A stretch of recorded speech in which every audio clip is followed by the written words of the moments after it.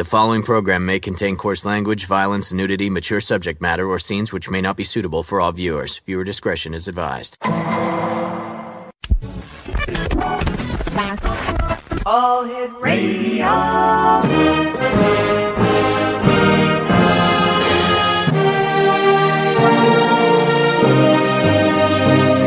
Welcome to the X Zone, a place where fact is fiction and fiction is reality. Now, here's your host, Rob McConnell. And welcome back to the X Zone, everyone. I am Rob McConnell, and for the next 4 hours, I'm your host and your guide as together we cross the time-space continuum to this place that I call the X Zone. It's a place where people dare to believe and dare to be heard. It's a place where fact is fiction and fiction is reality. And the X Zone comes to you Monday through Friday from 10 p.m. Eastern until 2 a.m. Eastern, right here on the TalkStar Radio Network, Mutual Broadcast Network, X Zone Broadcast Network, and on Channel 54 on Simul TV. Channel 54, by the way, is the X Zone TV channel. And to subscribe to the X Zone TV channel and Simul TV, visit www.simultv.com. If you'd like to send me an email, xzone at xzoneradiotv.com, and on all social media sites, Xzone Radio TV. My first guest tonight is a gentleman we've had the pleasure of having on the show before. He used to have his own show here on the X Zone Broadcast Network. And my very special guest this hour is Dr. Gibbs Williams. And Dr. Gibbs, welcome back to the X Zone, and it's great having you back with us. Thanks for re-inviting me, Rob. Gibbs, for listeners who may not, and viewers who may not have had the opportunity of listening to your show, which is still available at www.xzbn.net, tell them a little bit about yourself. I am old, but feel very young. I'm a practicing psychoanalyst in New York City for the last 55 years, which is hard to believe, but it is. I'm also an author, many articles and a few books. A loving grandfather, good husband, and I build model ships, and I paint a little bit, and I play synthesizer. Wow. Is that one of your ships we see behind you? Yes, actually it is. Beautiful work, Gibbs. Gibbs, what's it like being a psychoanalyst in today's society? Well, that's a good question. I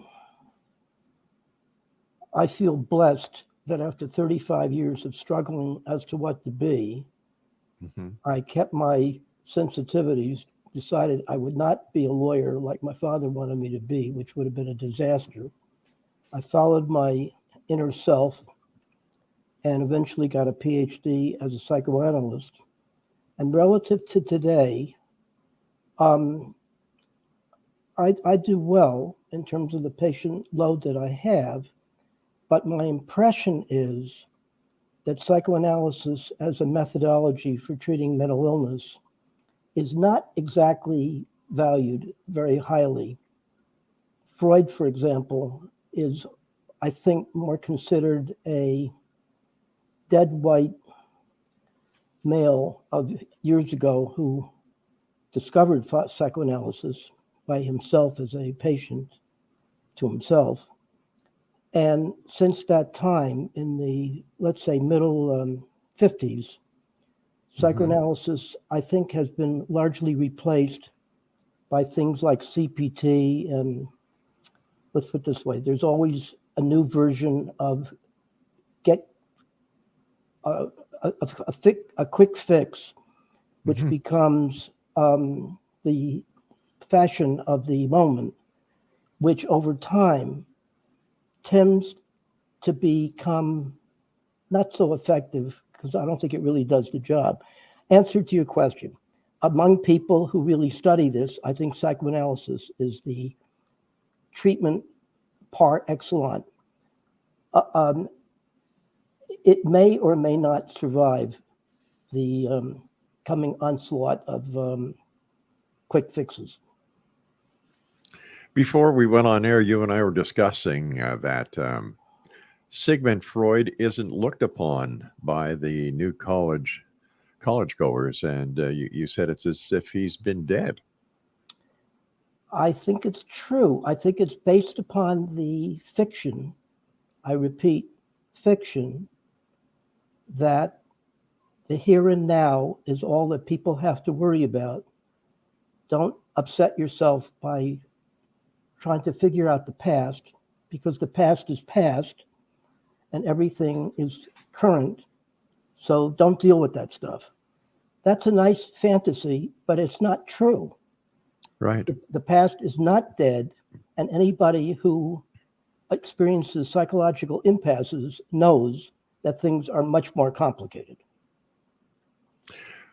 Well, the past lives in each and every one of us, doesn't it, Gibbs? Sure, absolutely. Yeah.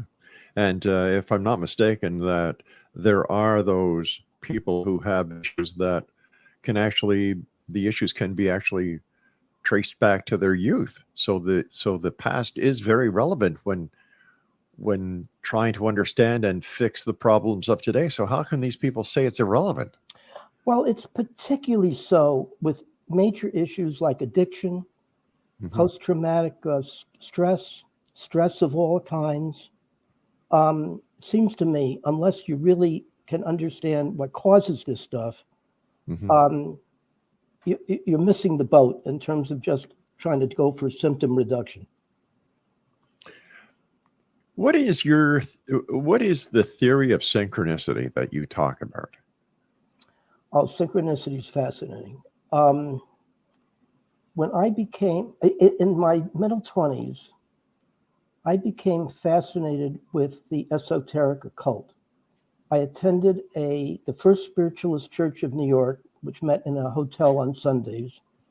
And what made that experience fascinating for me was that they had a number of well-known mediums who purportedly were able to get in touch with dead relatives and master teachers and so forth, and deliver sometimes really quite remarkable messages of guidance.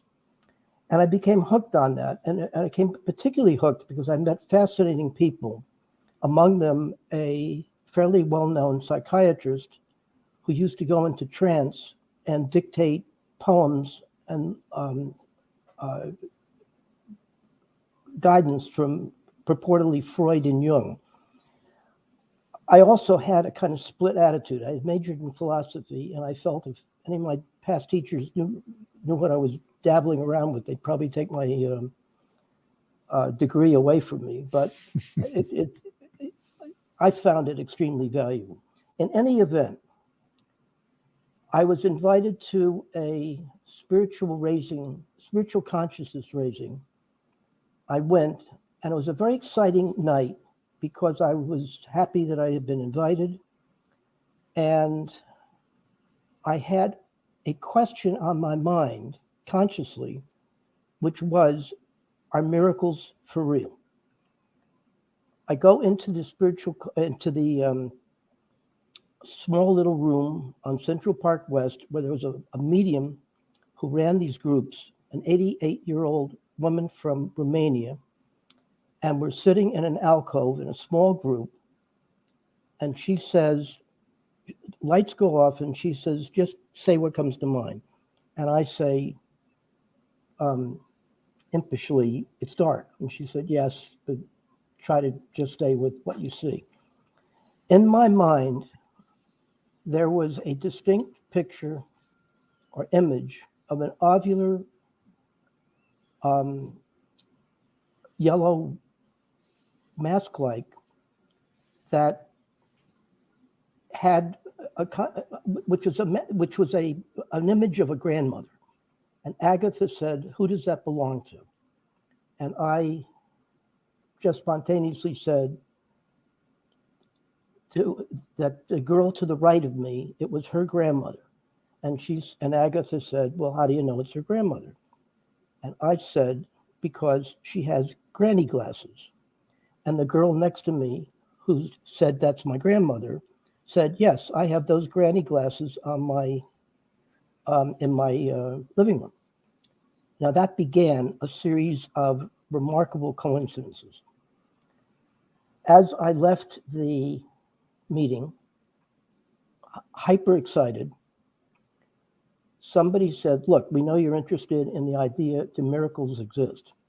So let me tell you what to do. Do you have a New Testament? Yes. When you get home, turn at random in the New Testament and read the first thing you see. That'll give you the answer to your question. So skeptically, I figured, all right, I'll play the game. I go home, open up the Bible. First thing I notice is the story of the raising of Lazarus. Clearly a miracle. All right, that was exciting. I used it as a pretext to call the girl next to me, Diane, with the granny glasses, and said, I had a really wild coincidence. And she said, well, first, let me tell you mine. All right. She said that day she was walking in Central Park with her psychiatrist, who must have been very upbeat, and they're holding hands. And he says to her, in a past life, he was at the raising of Lazarus. Now, putting all that stuff together, I had hairs on my back of my neck. And I think, oh, what the hell is going on? This is crazy. Anyway, that began my long, in-depth attitude about what are these things. And I had, it was in the middle of writing a 27-year journal, which subsequently has been recently published, in which I had a number of these synchronicities, meaningful coincidences, 19 of them. And that was the first time that really stirred me into trying to understand what is going on. And I have been studying these things for 50 years. GIBBS, stand by, my friend. You and I have to take our first break. Exonation, our very special guest this hour is Dr. GIBBS Williams. And we're going to have an interesting hour, to say the least. And if you'd like to listen to some of the past shows that Dr. Williams has here on the X-Zone Broadcast Network, visit xzbn.net. And we'll both be back on the other side of this very short break as the X-Zone continues, live and around the world from our broadcast center here in St. Catharines, Ontario, Canada. I'm Rob McConnell. Don't go away. And welcome back, everyone. Dr. GIBBS Williams is my special guest, www.gibbsonline.com. GIBBS, we're talking about the theory of synchronicity. Now, is there a difference between a synchronicity and a coincidence? Yes. The difference between a synchronicity and a coincidence is the special meaning that the coincider attributes to the coincidence. Can you give us an example? Yes.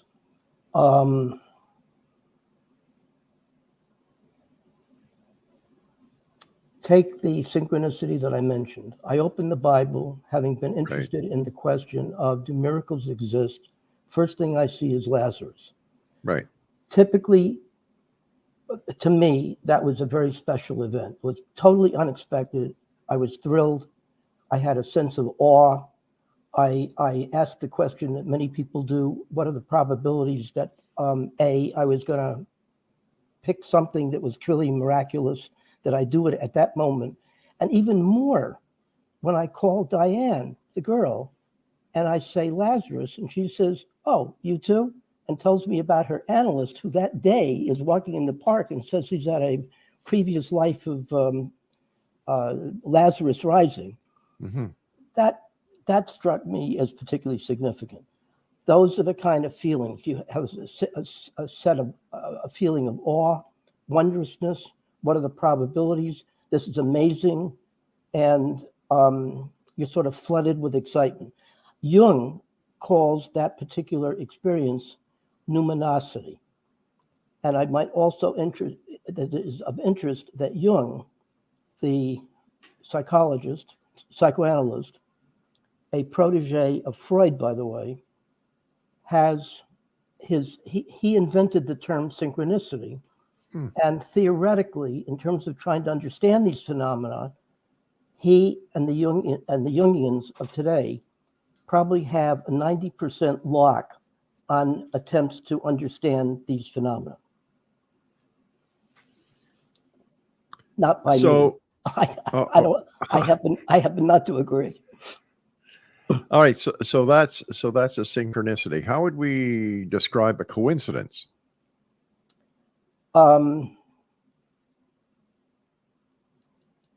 Think of an animal. And Okay. I'm going to tell you what your animal is. It's a camel. What were you thinking? Dog. Fine. If you happened to said dog, that would be a coincidence. Gotcha. So is it a coincidence when somebody hears a song on the radio and or they may be thinking of someone or thinking of something, and a song that comes on that this person and the other person may have recognized as their song? Is that a coincidence or is that synchronicity? Well, again, it depends as to whether the meaning of that interesting coincidence. It may be these things happen. Hey, Gibbs, yeah, you had the camera, your hand in front of the camera. We couldn't see you. Try to get myself out of the picture. I can't stand looking at myself. You're good. If the coincidence has special meaning, then it becomes a coincidence. But these coincidences happen all the time. A common one is you're thinking of a past friend that you haven't seen in 20 years. The phone rings. Guess who's on the other end? Now, past friend from 20 years. Now, that may or may not be a synchronicity because people tend to have common feelings about people they've seen and so forth. It may or may not have that special flavor. If it does, then it's a synchronicity. A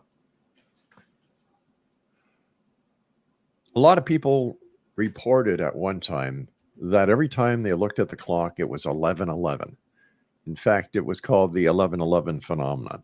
How would you, as a psychoanalyst, describe that people throughout the United States, Canada, Great Britain, Australia, for some unknown reason, would look at the clock and the number 11:11 was predominant? It's a good question, and it's not just 11:11. It could be anything. 1-1, Really? 1-2-3, 2-9-6. It really doesn't matter. I think the basic answer is psychologically. It's due to heightened attention. For example, a patient of mine comes in. He got interested in going to the Trotters. Every night, he would go 50 miles to the latest Trotter and bet. I said, how did you do? He took out a long list of winners. He was extremely pleased with himself. 2 months later, I thought to myself, wait a minute, where's the other list? And he pulls out a list of losers, double. People see what they want to see, and they can make meaning out of anything. So it's the person themselves who's actually coming up with the answers that they actually want, not.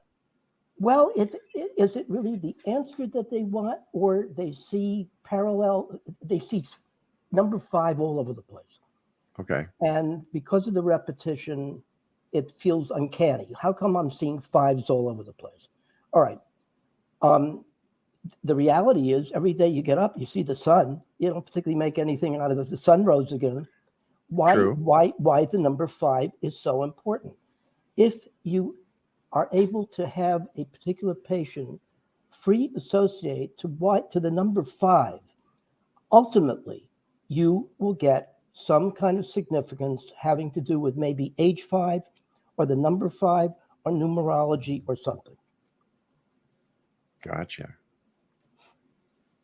Gibbs, you and I have to take a break. When we come back, I'd like to talk to you about the edifice of Miami Beach. Edifice. How does that work for you, my friend? It works good. All right, Exonation, our guest this hour is Dr. Gibbs Williams. His website is gibbsonline.com, and you can listen to some of Dr. Gibbs's last shows here on the Exxon Broadcast Network by going to www.xzbn.net, and we'll both be back after this very short pause. Whatever you do, don't go away. And welcome back, everyone. My very special guest is Dr. Gibbs Williams. He's a practicing psychoanalyst, psychologist, I guess. Whatever. He's a great guy that lives in New York City. His website is gibbsonline.com. All right, Gibbs, tell us about Edifice of Miami Beach. Oedipus Rex, from the Greek story. If you will, may I just say one more thing about synchronicities that I think is important? Yes, please go ahead, Gibbs. As I said, Jung has a lot on the basic theories surrounding synchronicities. Mm-hmm. I am one of the extremely few people who challenge his particular theory. He got me angry when he said, with respect to these phenomena, a rational explanation of them is virtually impossible. Having majored in philosophy, I figured that's not right. That's grandiose. So I spent years on trying to refute his particular arguments, and I think I did a good job. Let me explain what the nub of what I did consists of. I want you all to imagine that you've been invited to a one-trick magic show. Okay. You go in, you hear the announcer introduce what the show is, and he says, it's true, I'm going to show you one trick, and I guarantee you're going to be dazzled. And you're going to have a major choice at the end of the trick, at the end of the show, which I will tell you. He does the show, he performs the trick, everybody is in awe, they're excited to the rafters. He says, all right, as promised, I'm going to bring you each a follow-up. If you want to repeat the magic that this trick is indicating, you can come back in free of charge, stay as many times as you want. If, however, you want to know how the trick is done, I will show you how the trick is done, but you're going to lose the sense of magic. Your choice. I think I know how the trick is done. And I guarantee you, my particular point of view is going to fall probably pretty much on deaf ears, because people prefer magic to nitty-gritty reality. But from my perspective, synchronicities provide a clear path to what I believe is everybody's basic, idiosyncratic, creative selves. And if you follow my theory of synchronicities, you'll be able to make a connection with your personal creative process. So it robs the magic, but it gives you much more insight as to who you really are. I understand. Makes sense, too. You know, it seems that people love to live in a world of fantasy because they can't cope with reality. There is a person who's very popular these days, Bateman, who is the kind of guru of collecting synchronicities from extremely intelligent people. Mm-hmm. And his book is good. However, he doesn't get near... His basic premise, I think, has to do with validating people's need to project final authority into some rarefied mystical explanation. I think they're missing the boat. And I think that my approach would put people more in line with their own creative centers.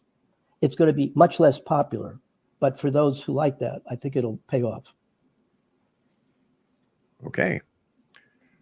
You wanted to go back to Oedipus of Miami Beach. Yes, please. When I was 19 years old, a sophomore at Columbia University, I had what I refer to as a functional breakdown. I was always able to go to class and function, barely, but I was very depressed, dissociated, fragmented. I was a mess. And I started spontaneously keeping what turned out to be a 27-year journal. And out of the journal, actually, I've published 3 books now. The latest of them is a 2-volume set called Oedipus from Miami Beach, where I was born and raised. And the subtitle is my psychoanalytic quest for my spiritual father. And the second half dovetails, explains in great depth, eight of the 11 years that I spent in rigorous psychoanalysis, almost session by session, giving people, I hope, a very clear sense of what really goes on in effective psychoanalysis. What do you do? How do you do it? And of course, everybody's analysis is their own, but this was mine. And I think it's highly original. And I feel exceedingly good that I was able to persist in doing it. Why would a person need to go to a psychoanalyst? That is a very good question. Why would they need it? Well, I did many things. I got interested in the esoteric occult. Mm-hmm. I got lit on studying various subjects like psychology, and I was a kind of perpetual student. I did many pathways to try to get my fragmented self whole. In the course of that, I went to 2 other therapies, Sullivanian and Gestalt, for 6 years, twice a week, and came out of both as confused as I was when I first went in, and decided something's missing. It wasn't Right. a total failure, but it didn't get to what I wanted. I was reading Freud at the time, and Freud made sense to me, and I figured, you know something, I got to do this right. I have to find myself an effective psychoanalyst.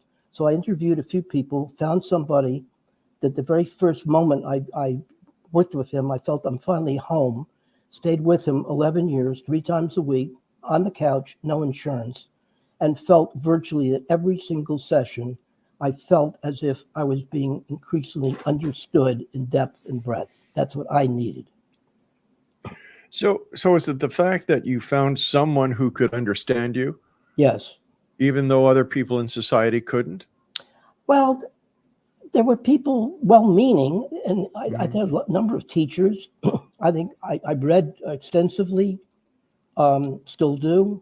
Many people had pieces of understanding, but nobody was able, as one human being, for me to experience day to day that in his presence, I felt he was always addressing me as a total person, and I felt an enormous alliance with him, no criticism, always reinforcing the best of me. I felt like a rose unfolding. Would you say that in some cases a psychoanalyst is like a parent or a big brother to the patient?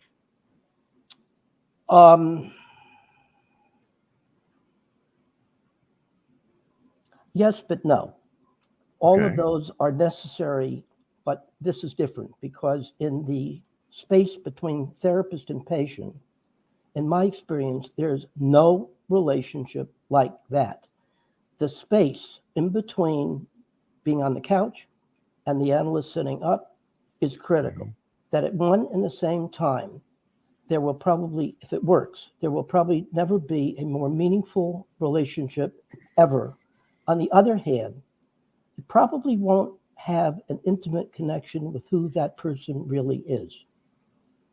So the space, the objectivity, the distance is crucial in effective psychoanalysis. The relationship between the psychoanalyst and the person, the psychoanalyst sitting up on the chair and the patient on the couch, does that have anything to do with the couch reflecting that the patient is going to be as open as possible, or they should be as open as possible, and that the psychoanalyst sitting up is an authoritarian figure? Well, the analyst will always be an authoritarian figure. It's going to be the father.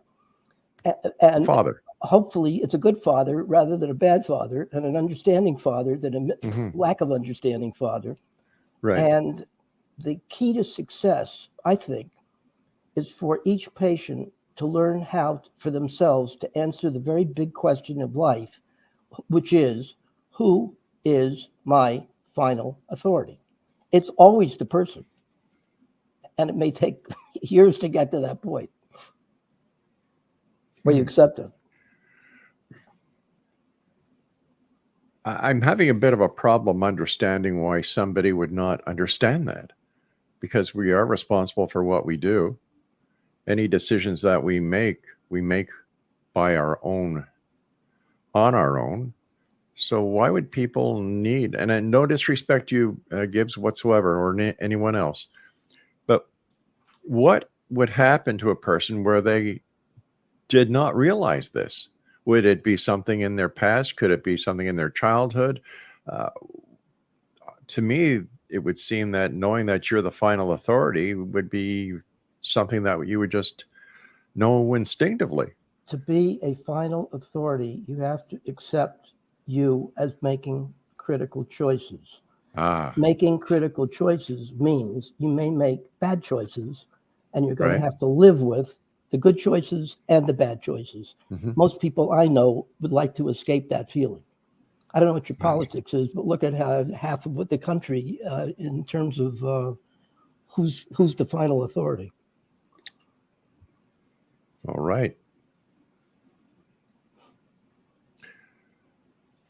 I understand where you're going, and I understand what you're getting at. But anybody should, in my opinion, and I'm just looking at this from somebody outside the box, saying you make your own choices each and every day when you're driving your car, whether you turn right, whether you turn left, whether you stop at the red light or you go through the red light. And I can give you example after example after example. So I can't understand why somebody doesn't realize that they are responsible for the good choices and the bad choices they make. People I work with, although they do exactly what you're saying, you can't be alive and not make choices. Right.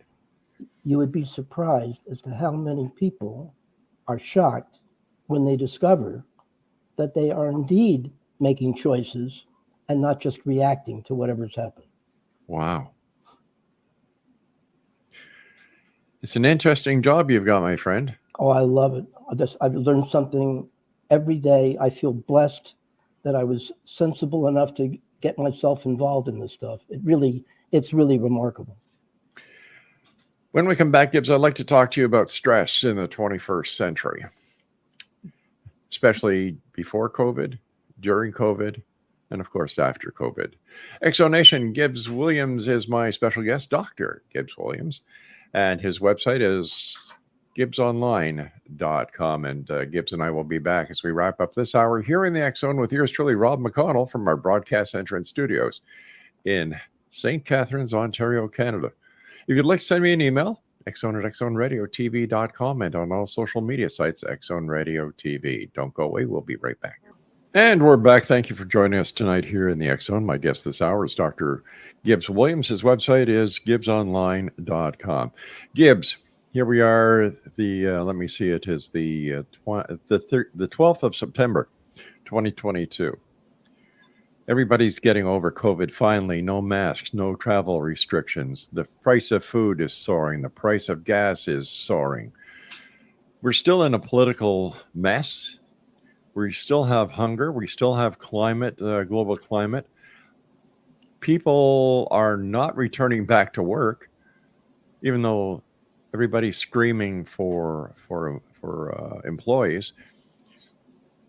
How does the effect, the three-stage effect as I see it, the stress before COVID, the stress during COVID, the stress after COVID, this must be playing hell on people. And how can you as a psychoanalyst help?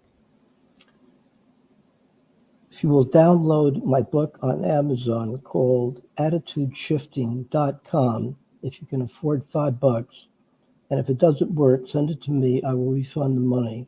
It's really a primer for first responders helping either themselves and or others effectively master core feelings such as anxiety, depression, stress, and frustration tolerance. From my vantage point, I see where you're going with that threefold idea of stress. However, from my vantage point, stress is stress, irrespective of whether it happens before, during, or after. All right, Okay. the key is, what do you do with it? Right. I found a way of coping with stress, all those four things, that if you apply this, and you do simple exercise, here, the key to success in managing these negative feelings is learning how to tolerate increasing dosages of each and all of these feelings. The problem that people tend to have, let's concentrate on stress or frustration intolerance. If asked, what's your attitude to stress? Most people will say, I'm stressed. I'm stressed by stress. I'm anxious about being anxious. Depression depresses me, and so forth. The key to success is forget all that. You'll never, ever be able to not experience these normal feelings. Every mother with a newborn understands that her baby has all four of these things from time to time: anxiety, frustration, and so forth. So what does a mother do? The baby doesn't understand words, so what does a good mother do? She learns essentially how to comfort the baby, pick the baby up, feed it, change the diapers, let it cry, and so forth. If she can tune into what the baby needs, the baby will learn how to gradually tolerate increasing dosages of stress. Now, another principle which is critical is, go back to psychoanalysis again. Essentially, people are stuck at various places and they try whatever they can to get unstuck. They go to a professional with the hope that the professional is going to be able to help them get unstuck. All right, essentially, what they need to be able to do is to understand their attitude to why they can't get out of their stuckness. Often, people who suffer from anxiety, when asked, how do you like the anxiety? They'll tell you they hate it. The key to success is change your attitude from hating it to, you can't do a damn thing about it. It's normal. You need to know how to process it. There are relatively simple exercises which help people learn how to tolerate increasing dosages of frustration, period. If my way, others have the same thing, were adopted in jails, in schools, they could practically eliminate issues of addiction, impulsivity, self-esteem regulation. We know what to do is the point. Government or whoever is in charge of it finds that that's too easy. That's too easy, and nobody makes money from big pharma. That's really the problem. Let me give you an interesting fact about big pharma. They won't tell you this. In their literature, and they have to confess to this, when they try to understand what is going on with effective use of pills in controlling anxiety and depression, let's say, they will admit to 70 to 80% of those pills' effectiveness is due to a placebo effect. So it's mind over matter. And the mindset has to be learning how to bear this stuff. If people learn how to bear it, they would not need tranquilizers. Now, I don't want to make an overall statement. Some people need it and they should have it, but the majority of people should not. I was speaking to a neuroscientist last week, GIBBS, and we were talking about certain medications and pills. And he said, the funny part is, Rob, that people take the pills and they think they actually get 100% of the effectiveness of the pill. But what they're not told is that the body itself actually processes most of the effectiveness of the pill, and they're getting a very minor, a very minimal percentage of the pill that actually does any work because of the liver. Is that what he said, Craig? I forget what it was, but once again, Big Pharma doesn't tell you all this. It's reinforcing what I said. I'm adding the more mental thing. You're adding the more physical. I agree with both. Yeah. Gibbs, you and I talked a couple of months ago, and we got on to the topic of the drug abuse crisis. If your system was to be implemented, and I've known you for a while, and I've never doubted your word, isn't there anything that can be done by getting your system to the people who could actually make the difference and use this system with the people who can really benefit from it, as well as schools, as well as any other place where these problems exist? And the simple answer is the happy pill.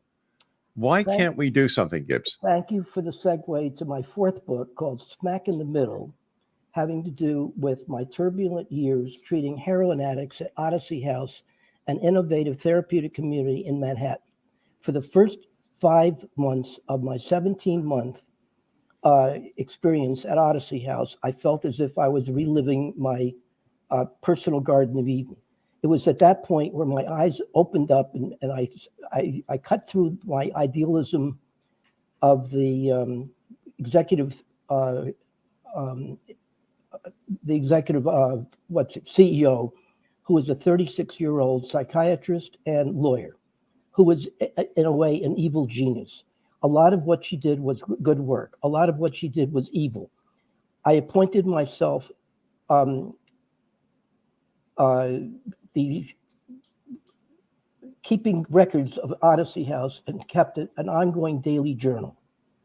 Out of that journal came Smack in the Middle, in which I was able to understand what really works effectively in therapeutic communities and what is not going to work at all. Ultimately, you have to create a situation where you are humane, you focus on the issue of basic trust, you get people to understand that words mean what they say, and you give people graded jobs which enable them to use skills which they've never used before to do productive work. That's essentially what happens. It works. Again, we know exactly what to do. It's the damn government that will not fund the money to do it. Is it possible that the government is afraid to lose control if all these people are taken care of and they don't need help because they've learned how to help themselves, and they're feeling good about their life and everything is going in a positive fashion where they don't need the government support, the government sympathy, and the government apathy? Well, whether it is the Democrats or the Republicans, do you think it makes sense to house mainly Black and Hispanic people who have an ounce of marijuana for 25 years and warehouse them? That doesn't make any damn sense. As a former police officer, I agree with you 100%. It makes no sense. And it's expensive, and it's self-defeating because it doesn't work. No, it doesn't. Hey, Gibbs, I'm just looking at the clock here, my friend. You and I have to say so long for this edition. Gibbs, it's always a pleasure talking to you. I thank you for the work that you do. And I hope that we have the pleasure of speaking to you again soon, my friend. Thank you very much, Rob. I appreciate it. Gibbs, take care of yourself. Be safe out there, my friend.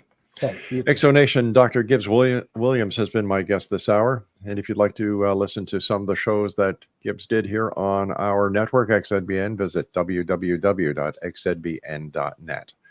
And to visit Gibbs's website, gibbsonline.com.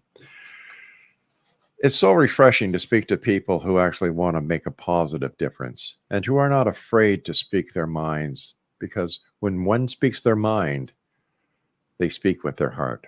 I'll be back on the top of the hour as the X Zone continues with yours truly, Rob McConnell, from our broadcast center and studios right here in St. Catharines, Ontario, Canada.